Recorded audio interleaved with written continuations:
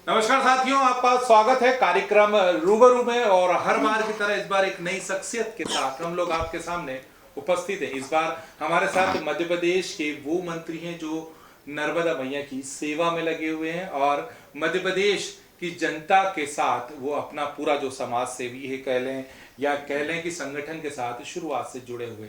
जी हाँ, आज हमारे साथ मध्य प्रदेश के उद्यानिकी व खाद्य प्रसंस्करण मंत्री यानी कि स्वतंत्र प्रभार साथ ही नर्मदा विकास घाटी मंत्री श्री भरत सिंह कुशवाहा जी हैं। भरत जी, आपका बहुत बहुत स्वागत है हमारे चैनल में।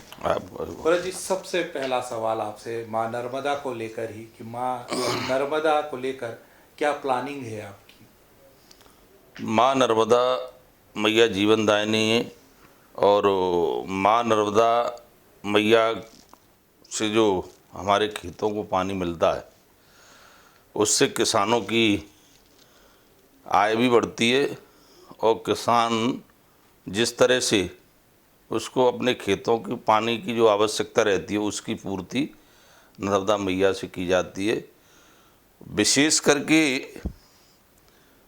नर्मदा मैया से जो पानी किसानों को खेतों तक पहुंचाने के लिए जो समझौता के तहत 2024 तक हमें जो समझौता के तहत जो पानी का उपयोग नर्मदा मैया से करना था और उसके लिए नर्मदा घाटी विकास विभाग की जो कार्य योजना है, माननीय मुख्यमंत्री जी के निर्देश अनुसार, चूँकि मुख्यमंत्री जी किसान पुत्र हैं और किसानों के लिए क्या बेहतर हो सकता है वो इसके लिए रात दिन चिंतन और मंथन करते हैं और उसी वजह से आज मध्य प्रदेश को जो बार बार कृषि कर्मण पुरस्कार मिल रहा है उसमें नर्मदा मैया के पानी का बहुत बड़ा योगदान है और कई परियोजना पूर्ण होकर वो किसानों के लिए उन योजनाओं का लाभ उन परियोजनाओं से जो सिंचाई का रकबा बढ़ा है और कुछ परियोजना ऐसी हैं ये पूर्णता की ओर हैं और नवंबर दिसंबर तक कुछ परियोजना पूर्ण हो जाएंगी और अधिक उससे सिंचाई का रकबा बढ़ेगा। जब सिंचाई का रकबा बढ़ेगा तो उत्पादन भी बढ़ेगा। 2024 तक मुझे पूर्ण विश्वास है, जिस तरह माननीय मुख्यमंत्री जी के नेतृत्व में नर्मदा घाटी विकास विभाग जो काम कर रहा है उस कार्य योजना के अनुसार कुछ प्रोजेक्ट की स्वीकृति हुई है, कुछ प्रोजेक्टों का टेंडर होना शेष है। तो इस प्रकार से जो हमारे हिस्से का पानी है हम 24 तक निश्चित रूप से सरकार की विभाग की ये कोशिश रहेगी कि हम अपने हिस्से का पानी 100% किसानों के हित में उपयोग करें, ऐसा हमारा प्रयास रहेगा और निरंतर उस पर विभाग काम भी कर रहा है। आने वाला समय हमारे किसान उस पानी की वजह से और अधिक उत्पादन ले सकें। जब उत्पादन बढ़ेगा तो हमारे किसानों की आय बढ़ेगी, किसान आत्मनिर्भर बनेगा तो हमारा मध्य प्रदेश आत्मनिर्भर बनेगा। मुख्यमंत्री जी के निर्देश अनुसार जिस तरह से इस क्षेत्र में कई परियोजनाओं को पूर्ण करने में, कुछ परियोजनाओं को शुभारंभ करने में विभाग पूरे जिम्मेदारी के साथ काम कर रहा है और हमें इसमें सफलता भी मिली है और शेष हम 2024 तक उस लक्ष्य को कैसा पूरा करें इसके लिए हम और विभाग मिलकर प्रयास निरंतर जारी है। नर्मदा नदी जो है वो 12मासी नदी कहलाती है, हमेशा कल बहती है। जो प्रवाह है नर्मदा जी का देखा जाए तो बरसात में बहुत ज़्यादा तेज हो जाता है, लेकिन पहले की अपेक्षा बहुत ज़्यादा क्षतिग्रस्त भी नर्मदा नदी हुई है, छलनी हुई है। उन सब चीज़ों को रोकने के लिए देखिए, ये बात मुझे कहने में कोई संकोच नहीं है। कुछ वर्षा कभी कभी कम होने की वजह से कई बार जो किनारे खाली रह जाते हैं, और कई बार अधिक वर्षा होने से पानी जो रुकना चाहिए उतना नहीं रुक पाता है। कई जगह ऐसी हैं ठहरना चाहिए वो पानी नहीं ठहरता है, और कुछ जगह ऐसी है काफ़ी पानी ठहरता भी है।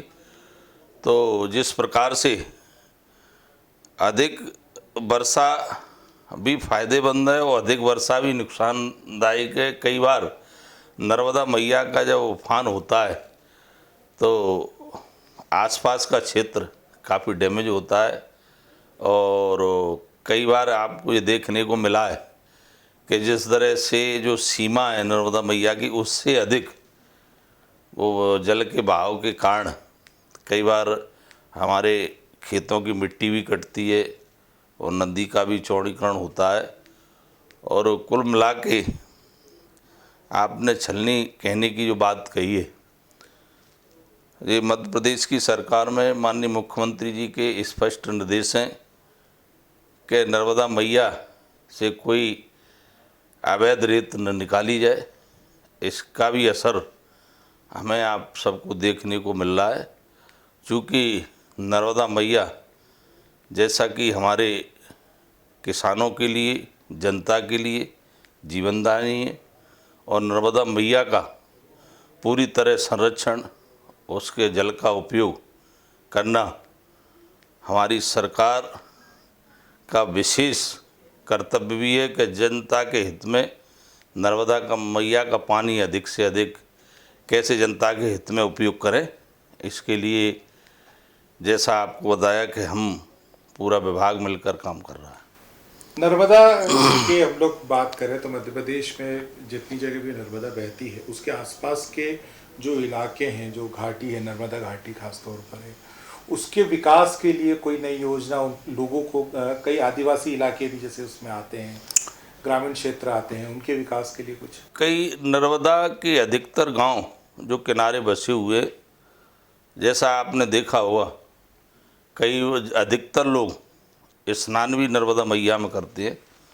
उसके लिए विशेष तौर पर माननीय मुख्यमंत्री जी के निर्देशानुसार कई जगह हम घाटों का भी निर्माण कर रहे हैं, जिससे लोगों को स्नान करने में, ना मां नर्मदा मैया की पूजा करने में कहीं कोई दिक्कत न हो।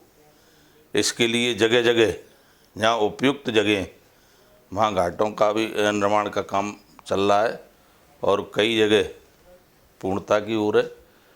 इस प्रकार से नर्मदा मैया का भी बचाव हो और इस क्षेत्र के लोगों को असुविधा न हो, सुविधा अनुसार वो मां नर्मदा की पूजा कर सकें, और वहाँ जो भी स्नान की व्यवस्था है वो घाटों के माध्यम से वो स्नान कर सकें। इस प्रकार से विभाग के द्वारा कार्य योजना मां नर्मदा के किनारे खाद्य बनाई। प्रसंस्करण, उद्यानिकी और खाद्य प्रसंस्करण भी आपके पास है। मध्य प्रदेश में उद्यानिकी की बात करें, फल फ्रूट्स की बात करें, टमाटर की बात करें, किसकी बात करें, इनको लेकर कोई योजना, किसानों को लेकर कुछ आगे बढ़ने?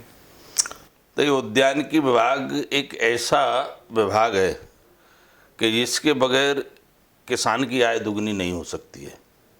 मेरा ऐसा मानना है कि अधिकतर किसान हमारे रबी और खरीफ की फसल का उत्पादन करते हैं। दो उत्पादन लेने से किसान की आय में भी वृद्धि अधिक नहीं हो सकती है, किसान की आय भी दुगनी होने में कठिनाई है। मुख्य रूप से किसान भाइयों को रबी और खरीफ की फसल के अलावा उद्यानिकी की फसलों का अधिक उत्पादन लेना चाहिए। इसके लिए विभाग के द्वारा कई योजना प्रारंभ है। अगर हमारे पास पानी की कमी है तो हम ड्रिप सिंचाई योजना का भी लाभ ले सकते हैं। कई जगह अच्छे बगीचे लगाकर हम फलों का उत्पादन कर सकते हैं, तो फलों के उत्पादन पे भी विभाग की तरफ से सब्सिडी का प्रावधान है। कहीं हम मसाले की खेती करना चाहते हैं तो मसाले की खेती की भी मध्य प्रदेश के अंदर अपार संभावना है। और कहीं हम औषधि की खेती कर सकते हैं तो औषधि की भी खेती करने के लिए विभाग के द्वारा जो सब्सिडी दी जाती है वो किसानों को समय समय पर पहुंचाने का काम विभाग करता है। और मैं ये कहना चाहूँगा, कोरोना संक्रमण के वजह से पूरा विश्व, हमारा देश, हमारा प्रदेश काफ़ी परेशान रहा। इस कोरोना के समय में आपने देखा होगा कि आयुष विभाग के माध्यम से जो काढ़ा पीने के लिए दिया गया था वो हमारी औषधियों का ही चमत्कार है। मध्य प्रदेश के अंदर ऐसे ऐसे स्थान हैं जहाँ अधिक से अधिक औषधि का भी उत्पादन ले सकते हैं, सब्जी का भी, फल विस्तार भी, सब्जी विस्तार, सभी क्षेत्रों में जो उद्यानिकी की फसलें उनके विस्तार के लिए समय समय पर रकबा बढ़ाने का काम हमारा उद्यानिकी विभाग के माध्यम से किसानों को प्रेरित करके, उनको अवेयर करके फल विस्तार और सब्जी विस्तार के क्षेत्र में, मसाला क्षेत्र विस्तार के संबंध में समय समय पर जानकारी दी जाती है। और किसान, मुझे ये कहने में प्रसन्नता है कि मध्य प्रदेश के अंदर उद्यानिकी के कुल रकबा 22 लाख हेक्टर है और 2 साल पहले ये रकबा 20 लाख हेक्टर के करीबन था, आज 22 लाख हेक्टर के करीबन है। तो दिनों दिन किसान उद्यानिकी की फसलों के उत्पादन के लिए निरंतर किसान 2 कदम आगे बढ़कर इन फसलों का उत्पादन, कई किसान ऐसे हैं जिन्होंने उत्पादन जो कभी नहीं करते थे उन्हें अपना उत्पादन प्रारंभ कर दिया है। और मध्य प्रदेश के किसान, चूँकि मैं ये कहूँगा जागरूक किसान इसलिए हैं, मध्य प्रदेश के किसान हम सब इसलिए भाग्यशाली हैं कि हमें किसान पुत्र के रूप में प्रदेश के मुख्यमंत्री शिवराज सिंह चौहान मिले हैं। वो किसानी के मामले में अच्छी तरह से जानते हैं और जिस तरह से आज मध्य प्रदेश में उद्यानिकी का जो रकबा बढ़ा है वो माननीय मुख्यमंत्री जी के सतत प्रयास से किसानों के लिए बहुत सारे नए नवाचार भी समय समय पर मध्य प्रदेश की सरकार ने किए। और इस बार भी हम नए नवाचार और लेके आ रहे हैं। किसानों की उन्नति, प्रगति, तरक्की कैसे हो, किसानों की आय कैसे दुगनी हो, इसके लिए नई तकनीकी की यहाँ ज़रूरत पड़ रही है। वहाँ नई तकनीकी के माध्यम से हम किसानों को ये प्रेरित कर रहे हैं, किसानों को जो प्रशिक्षण दे रहे हैं कि उद्यानिकी के क्षेत्र में आइए, अपनी आय में भी वृद्धि करिए। और चूँकि उद्यानिकी विभाग के माध्यम से मध्य प्रदेश के सभी 52 जिलों का एक उत्पादन के रूप में चयन हुआ है। ये बड़ा महत्वपूर्ण कड़ी है मध्य प्रदेश के विकास, उन्नति और प्रगति के लिए। कई बार व्यापारियों को जो पता नहीं रहता है, बाहर से जो लोग आते हैं उन्हें जो उत्पादन की ज़रूरत है वो उनको ये सटीक जानकारी नहीं रहती है कि फलाने ज़िले में फलाने फसल का उत्पादन हो रहा है। अब उद्यानिकी के पोर्टल पे ये देखने को मिलेगा कि अगर उन्हें कहीं से आलू क्रय करना है, टमाटर क्रय करना है, या धनिया क्रय करना है, या अमरूद क्रय करना है, तो पोर्टल पे स्पष्ट रूप से दिखेगा कि फलाने ज़िले में इसका उत्पादन अधिक है। कोई भी व्यापारी भाई वहाँ संपर्क करके वहाँ से क्रय करने में जो आसानी, वो सुविधा रहेगी। अगर किसी को एक्सपोर्ट भी करना है उस उत्पादन को, तो वहाँ से क्रय करके बाहर के लिए भी एक्सपोर्ट कर सकता है।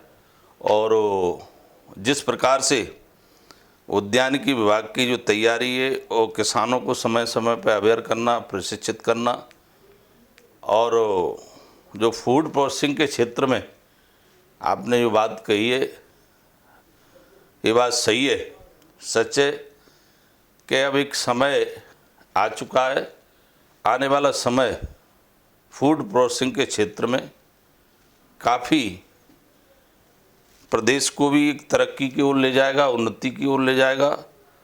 और जिस प्रकार से माननीय प्रधानमंत्री जी ने प्रधानमंत्री सूक्ष्म लघु उद्योग उन्नयन योजना जो प्रारंभ की है, जिसमें राज्य और केंद्र का 60-40 का वो अंश है और राशि है 40% राज्य सरकार उसमें सम्मिलित करेगी अपनी राशि को, केंद्र से 60 मिलेगा।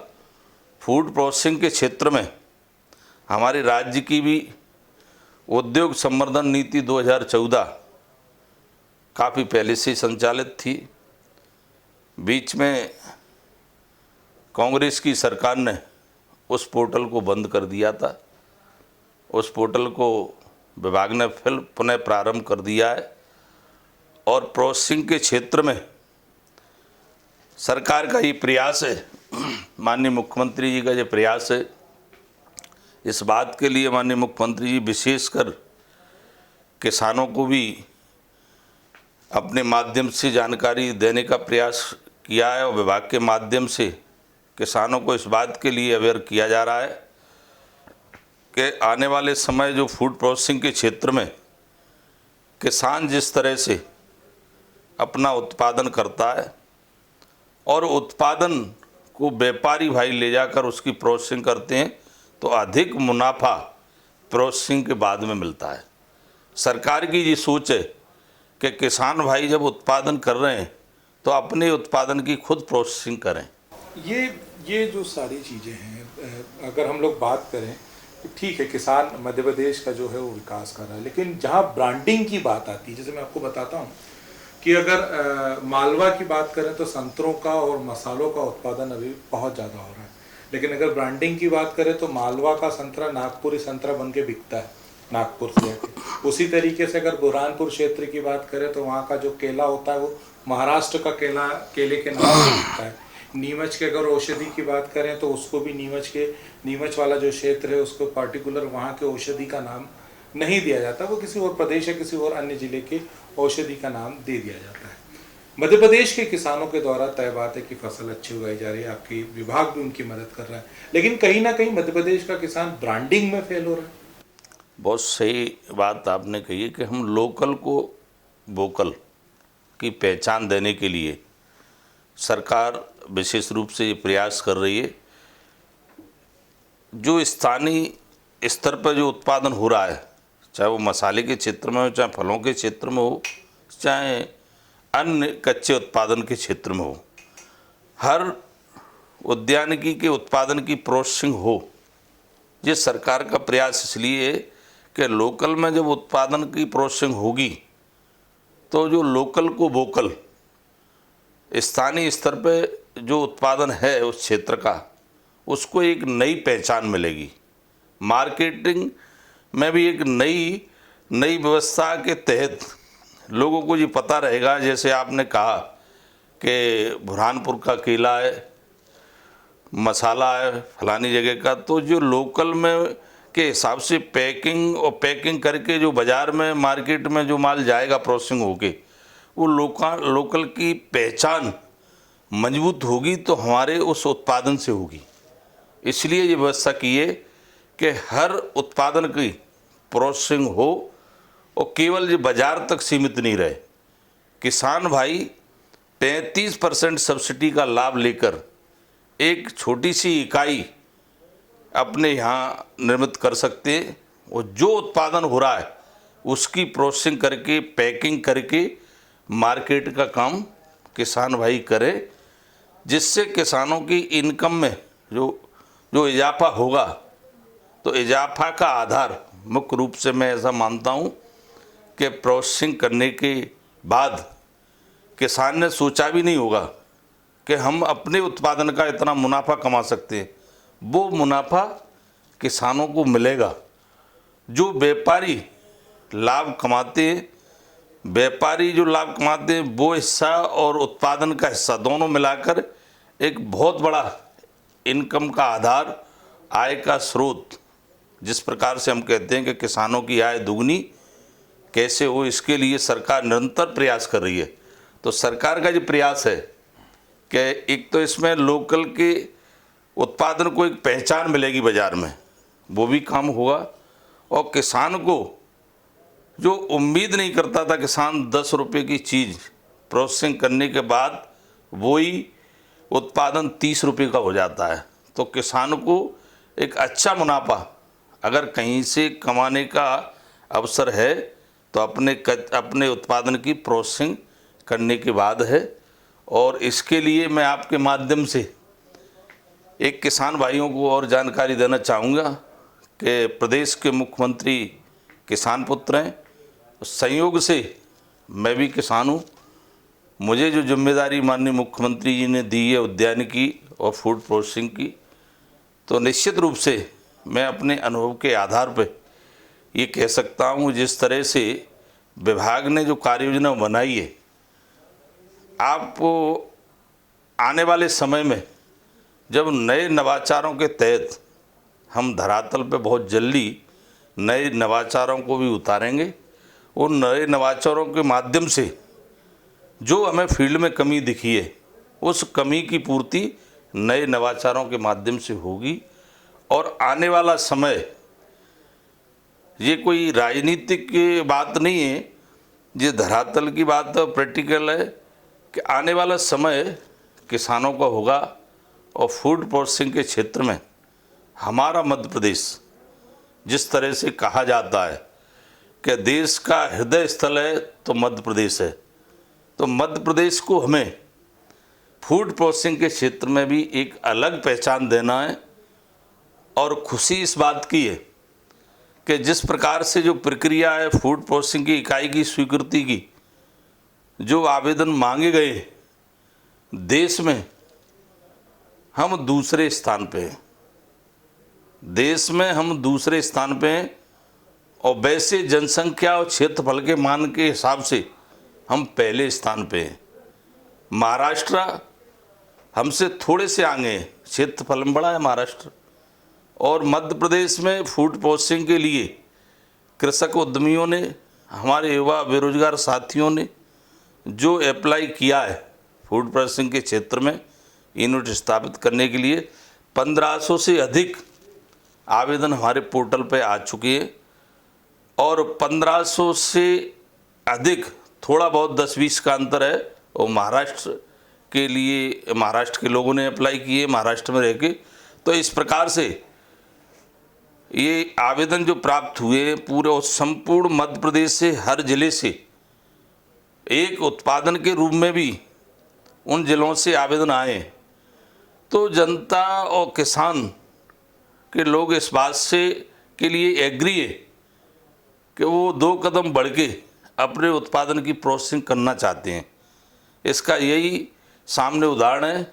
इतनी बड़ी संख्या में जो आवेदन आए, इस आधार पर मैं ये कह सकता हूँ कि जब अपने किसान अपने उत्पादन की प्रोसेसिंग करेगा, किसान को सही समय पर मार्केट मिलेगा, और किसान का जो माल प्रोसेसिंग हुआ अधिक कीमत पे बेचेगा, तो आने वाला समय हमारे लिए अच्छा इसलिए कि हमारा किसान आत्मनिर्भर बनेगा तो हमारा मध्य प्रदेश आत्मनिर्भर बनेगा, और मध्य प्रदेश आत्मनिर्भर बनेगा तो हमारा देश आत्मनिर्भर बनेगा। ये माननीय मुख्यमंत्री जी का अधिक अगर फोकस है तो उद्यानिकी के क्षेत्र में, प्रोसेसिंग के क्षेत्र में है, क्योंकि बगैर उद्यानिकी के फसलों के उत्पादन के बगैर किसान अपनी आय दुगनी नहीं कर सकता है।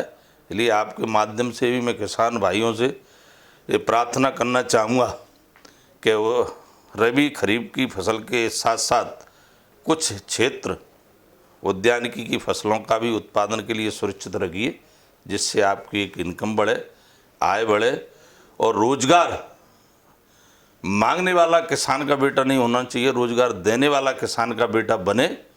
ये हमारा 100% प्रयास है। और इसके लिए नए नवाचार में हमने पूरी कार्य योजना रोड मैप खाका तैयार कर लिया है। बहुत जल्दी हम नए नवाचार के साथ क्षेत्र में जब किसानों को जानकारी देंगे, उन नए नवाचारों से जोड़ेंगे, तो आने वाले समय में 2024 तक हमारा ये प्रयास है, मुख्यमंत्री जी का ये प्रयास है कि जिस तरह से जो सब्सिडी का जो प्रावधान रखा गया है फूड प्रोसेसिंग इकाई पर 10,500 इकाइयाँ छोटी छोटी निर्मित होंगी मध्य प्रदेश के अंदर, और उन 10,500 इकाइयों से कम 85,000 लोगों को रोज़गार मिलेगा, और वो 85,000 लोग फूड प्रोसेसिंग के काम को जब करेंगे तो मध्य प्रदेश में जिस तरह से बेरोजगारों को जो रोज़गार की आवश्यकता है, इस दिशा में हम आगे बढ़ेंगे। आने वाला समय हम सबका अच्छा होगा।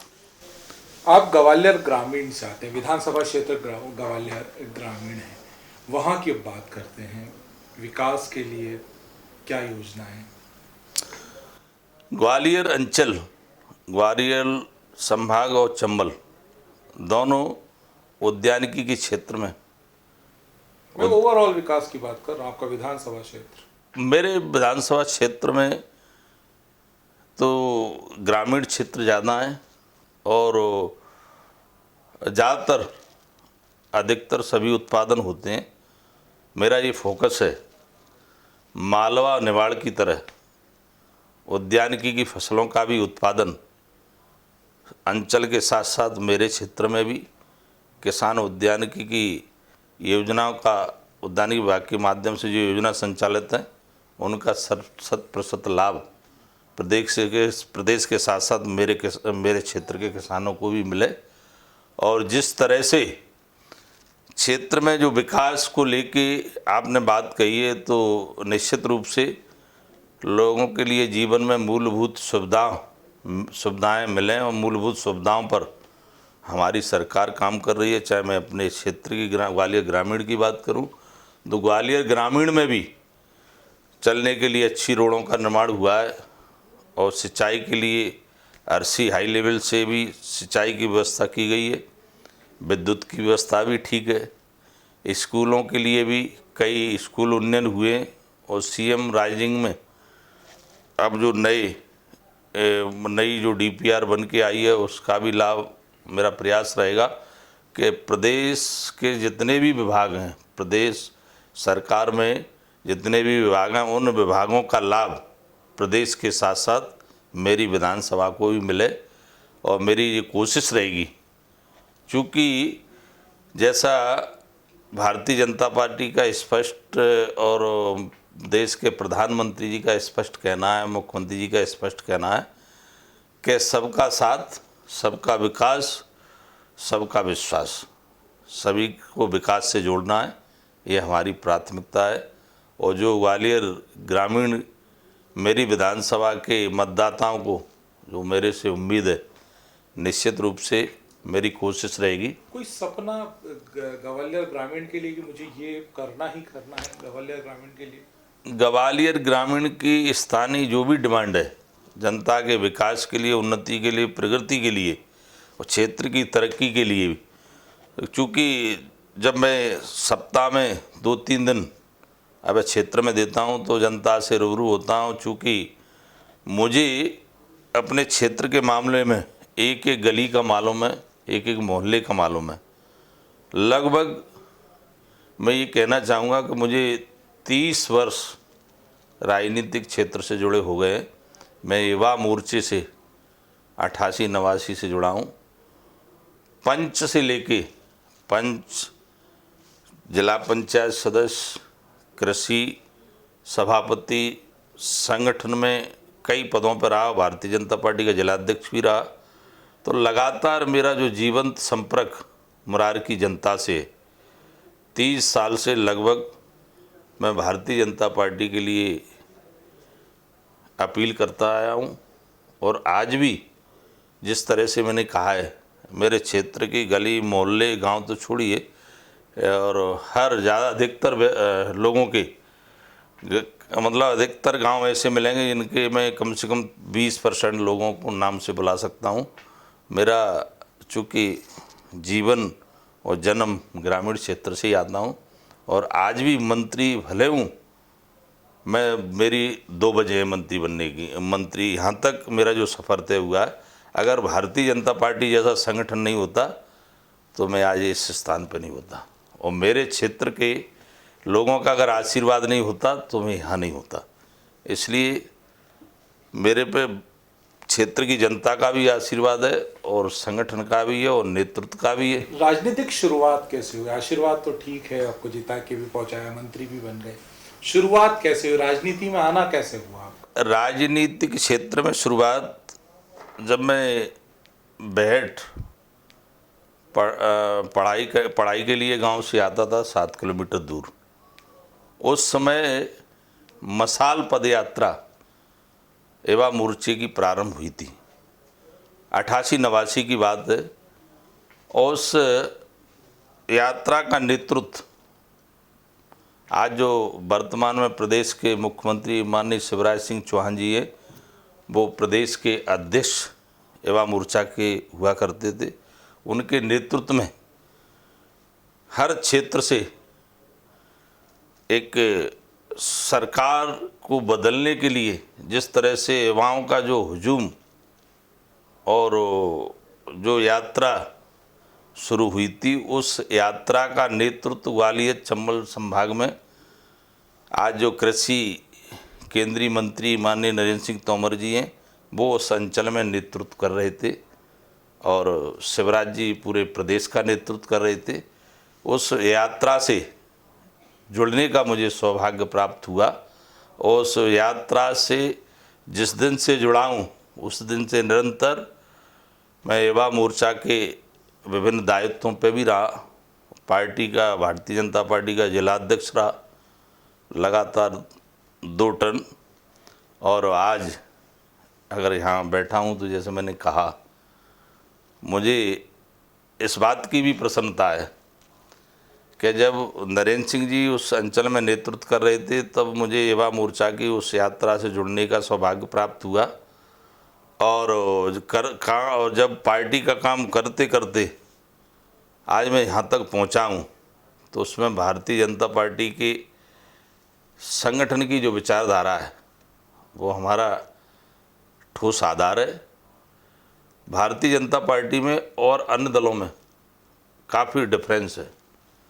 भारतीय जनता पार्टी राष्ट्रवादी पार्टी है और दलों की एक व्यक्ति विशेष की सोच है, तो इस ठोस विचारधारा के वजह से हाँ, मेरे जैसे कार्यकर्ता, अनंत कार्यकर्ता आज सरकार में भी हैं, एमएलए के रूप में भी है और मंत्री के रूप में भी है।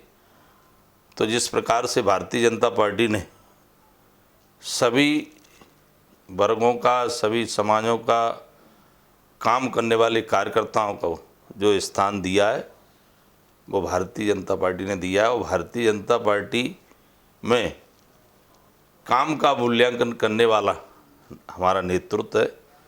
तो इसलिए इसमें काम करते जाइए, और हाँ, जहाँ भारतीय जनता पार्टी में ऐसा मानता हूँ मांगने से कुछ नहीं मिलता है, बगैर मांगे मिलता है। और तो जिस प्रकार आपको मिला, परिवार का कितना सहयोग रहा? चूँकि हर व्यक्ति की कामयाबी के पीछे परिवार का तो पूरा सहयोग रहता ही है। बगैर परिवार के तो कोई व्यक्ति कोई सफलता हासिल कर ही नहीं सकता है। परिवार के रूप में हम 3 भाई हैं, एक मेरे से बड़े, एक छोटे। दोनों भाइयों का सहयोग मिला, माता पिता का मिला, मेरी पत्नी का मिला, मेरे छोटे छोटे बच्चे उनका भी सहयोग मिलता है। इसलिए तो मैं फ्री होके इस दिशा में समाज सेवा के क्षेत्र में समय दे पाते हैं परिवार को। अब समय, चूँकि सामाजिक क्षेत्र में मैं ऐसा मानता हूँ अपनी कोई लाइफ नहीं है, नेता की कोई लाइफ नहीं है, जनता के लिए समर्पित लाइफ रहती है। उसी में से थोड़ा बचा के समय बच्चों को भी और परिवार को भी देता हूँ। मैं जब भी ग्वालियर जाता हूँ, भोपाल के अंदर सोमवार और मंगल को 2 दिन कोशिश करता हूँ रहूँ। उसके बाद में अन्य कार्यक्रम भी है, और क्षेत्र में जब मैं जाता हूँ तो हर हफ्ते अगर 3 दिन क्षेत्र में हूँ तो 1 दिन शहर में 1 दिन गांव में सोता हूँ। तो गांव से चूँकि मेरा आज भी विशेष लगाव है, हफ्ते 10 दिन में गांव में जब रहता हूँ तो परिवार के साथ भी रहता हूँ।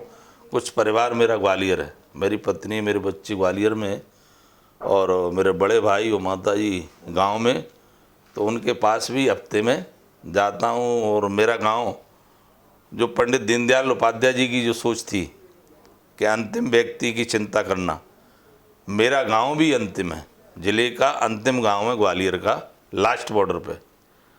और जब मैं जाता हूँ क्षेत्र से निकल के तो अभी क्षेत्र के लोगों से संपर्क करते हुए जाता हूँ। रात को रुका दूसरी रास्ता से आता हूँ, तब भी क्षेत्र से आता हूँ। तो मुझे बड़ा, एक मैं ये कहूँगा, मुझे जो प्रेम और आशीर्वाद जनता का मिलता है, घर जैसा मिलता है, घर के सहयोग जैसा मिलता है। कई ज़्यादातर कार्यकर्ता तो एक परिवार की तरह हो चुके हैं। शिकायत करती हैं भाभी बच्चे सब लोग कि समय नहीं देते हो? अब चूँकि वो जानते हैं कि हमारे से जितना हमारे लिए भी महत्वपूर्ण समय है उतना जनता के लिए भी, और सब सामाजिक क्षेत्र में जब व्यक्ति परिवार का जब काम करता है तो निश्चित रूप से घर वालों को इतना तो महसूस हो ही जाता है कि जो कुछ है अगर सम्मान मिल रहा है तो हमें इन लोगों की वजह से ही मिल रहा है। इसलिए वो लोग भी सहयोग करते हैं। कभी ऐसी शिकायत का कोई ऐसा वक्त नहीं आया कि हम में कहीं कोई इस बात को लेके कोई मत भिन्नता रही हो। सबका सहयोग मिलता है और जैसा मैंने कहा, कार्यकर्ताओं का भी प्रेम मिलता है और जो मेरे सपोर्टर हैं वो भी एक परिवार की तरह जुड़ा हुआ है। परिवार अब बड़ा हो गया, घर से अब निकल के चूंकि विधानसभा और पूरा प्रदेश हो गया। वही है कि काफ़ी समय हो गया, 25-30 साल, और चूँकि ग्रामीण क्षेत्र है तो अधिकतर लोगों से 30 साल से बराबर संवाद होता है। आज वो मित्र के रूप में, बड़े के रूप में और छोटे के रूप में। आने वाले 15, 20, 30 साल बाद क्या सोचते हैं भरत सिंह कुशवाहा जो हैं वो किस तरीके से जाने जाएंगे, पहचाने जाएंगे? मेरा एक ही सोच है कि हमारे देश में अमन चैन रहे, हमारा देश प्रदेश तरक्की करे और हमें जो नेतृत्व देश के अंदर प्रधानमंत्री जी के रूप में मिला है, उनके नेतृत्व में एक सशक्तशाली भारत बनेगा। और निश्चित रूप से मध्य प्रदेश में जो मध्य प्रदेश की जो तरक्की और उन्नति, मध्य प्रदेश ने जो विकास की रफ्तार पकड़ी है, आप 2003 के पहले को अगर देखें कैसा मध्य प्रदेश हुआ करता था। डकैतों, कहीं मैंने कहा चंबल में डकैत हैं, फलानी गैंग है, जहाँ लुटेरे, आज अंधकार से निकाल कर अगर विकसित मध्य प्रदेश की श्रेणी में लाने का अगर कोई किसी को श्रेय जाता है तो मध्य प्रदेश के मुख्यमंत्री शिवराज जी को जाता है। भरत सिंह कुशवाहा जी के बारे में पूछ रहा था कि 30 साल बाद या 40 साल बाद भरत सिंह कुशवाहा को लोग किस तरह से याद करेंगे?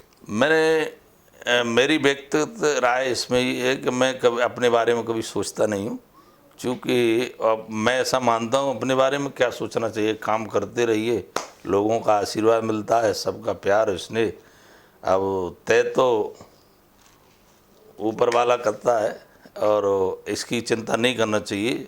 जिस निमित्त हम जिस विचारधारा से जुड़े उस विचारधारा को मजबूत करते रहिए और अपनी खुद की चिंता छोड़ के इन लोगों के बजाय उनकी हम चिंता करें, ऐसे मैं मानता हूँ। और वही मैं उसी विचारधारा पे चलता हूँ। उनकी चिंता हो गई, ये मान लो पूरा सफल काम हो गया और सब जिसको जहाँ पहुँचना है वो ना सब ऊपर वाले की है और किसी के कुछ हाथ में नहीं है, मैं ऐसा मानता हूँ।